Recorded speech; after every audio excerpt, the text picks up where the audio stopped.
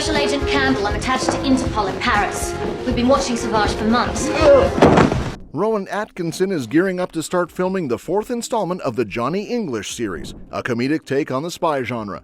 The movie is currently in pre-production, and Atkinson will once again step into the shoes of the clumsy MI7 agent. Although specific details about the film are yet to be revealed, Working Title Films will produce it, and Universal Pictures, its subsidiary, is expected to handle distribution. Filming is scheduled to commence in June, with locations in both the UK and Malta. The previous films in the series, Johnny English Reborn, and Johnny English Strikes Again, have featured a star-studded cast including Ben Miller, Natalie Imbruglia, John Malkovich, Gillian Anderson, Dominic West, Emma Thompson, and other notable British actors. The upcoming movie's title is currently unknown, but it's anticipated to hit screens next year. In Johnny English, Rowan Atkinson takes on the role of the main character, an inexperienced junior intelligence worker who unexpectedly finds himself in the limelight when the crown jewels are stolen from the Tower of London, revealing a global security threat.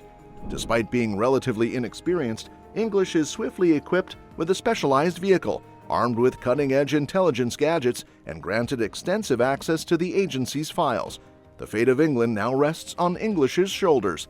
The cast includes Natalie Imbruglia as Special Agent Loma Campbell, Ben Miller as English's sidekick Beau, and John Malkovich as the clever and distinctly French business magnate Pascal Sauvage. Johnny English blends spy comedy with thrills, chills, and surprises suitable for audiences of all ages. Johnny English Reborn sees Rowan Atkinson reprise his role as the unintentional secret agent with a fearless and oblivious demeanor in this comedic spy thriller. In his latest mission, the unlikely intelligence officer from Her Majesty's Secret Service must thwart a group of international assassins aiming to eliminate a world leader and unleash global chaos. After disappearing from MI7's radar for years, the once-vanished spy has been refining his unique skills in a remote Asian region. However, when there's an imminent threat against the Chinese premier, his agency superiors decide to track down this unconventional agent. Now back in action, Johnny English has one shot at redemption. Armed with the latest high-tech gadgets, he must unravel a complex conspiracy that extends through the KGB, CIA, and even MI7 itself. As a heads of state conference approaches, Johnny English has only a few days to utilize every trick in his playbook to protect the world. While disaster may be an option for Johnny English, failure is not. Now the choice of the third film's title, Johnny English Strikes Again, raises questions in a pop culture era known for clever titles. The review humorously suggests alternatives like Johnny English is Back or The Return of Johnny English. The film is positioned as the third entry in a series of espionage satires where Atkinson's character remains stuck in the James Bond 60s, emphasizing his bumbling and disco dancing antics while poking fun at the spy genre. The commentary compares Johnny English Strikes Again to other spy spoofs like Austin Powers movies, known for their merry, surreal humor, and Michelle Hazanavicius's OSS 117 films, praised for their deft and detailed period satires. It also references classic examples like the Naked Gun films and Inspector Clouseau, highlighting the quaint and classic nature of Johnny English's character within the genre. There's a scene in Johnny English Strikes Again where Atkinson essentially does Peter Sellers doing Clouseau. Johnny English has to pretend to be a waiter, so he puts on a French accent, which makes it sound like he's got a bumblebee buzzing around in his throat, and flambés a saucepan full of shrimp, which wind up as charred remains on the floor, but he serves them anyway, along with the tiny bit of champagne he hasn't used to put out the flames. Funny, sort of. I chuckled in a nod to the polished timing with which Rowan Atkinson can still bring off a sequence like this one, and to the general tradition of destructo stumblebum comedy it represents. But it's like watching a farce under glass. Should this be in a sequel or a comedy museum?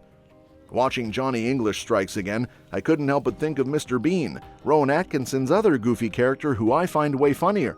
Mr. Bean, a fearless fool from silent comedy, is so clueless and wrapped up in his passive-aggressive foolishness that he's immune to it all, a grown-up clown who doesn't even realize what he doesn't know. He's a walking force of silliness. On the other hand, the Johnny English films, trying to be spy movies, need Johnny to be both inept and occasionally not inept for the plot to work. This dilutes the comedy.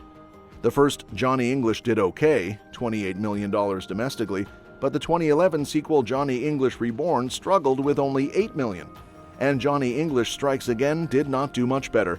This series now feels like leftover goods, a movie that makes you wonder why it exists. However, if you enjoy Atkinson's quirky absurdity or just want to bask in that unique face of his, with jet black eyebrows and a perpetually befuddled grimace, Johnny scowls at everything he doesn't understand, which is basically everything.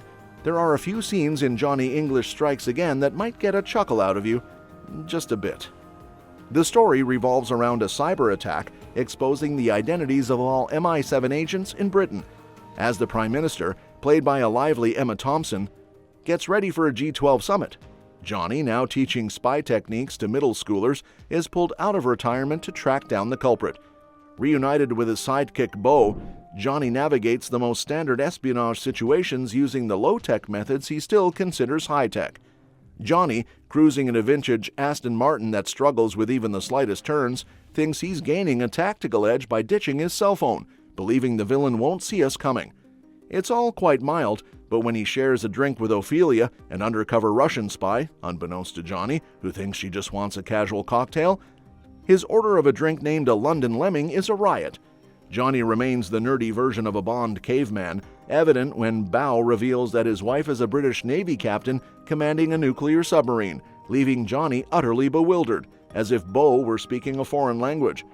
The villain, a Silicon Valley billionaire played by Jack Lacey, is predictably shady, akin to the bad guy in a Smurfs movie. There's a classic Atkinson moment. Johnny undergoes a virtual reality training session to navigate the villain's lair. After accidentally stepping off the VR treadmill, he roams through central London with his headset still on, battling imaginary foes in a bookstore and a bakery, wielding baguettes like swords, a moment that finally cracked me up. Occasionally, Johnny English Strikes Again delivers these laughs, but unfortunately, they're too few. It just left me yearning for Atkinson to do something like Mr. Bean Saves the World, while not destroying it. Ricky Gervais could bring a unique spin, and with Simon Pegg seemingly everywhere, he's another contender. The idea of a blonde Johnny English might be a stretch, but who knows, it could be a refreshing change. The key is finding someone who can deliver the humor and satire while putting their own stamp on the character. Well, that's it for today. For now, make sure that you like our video. Please share your views in the comment section with us. Subscribe to the channel to get updated, and do not forget to hit the bell icon to never miss an update. Thanks for watching the video, and we'll see you at the next one.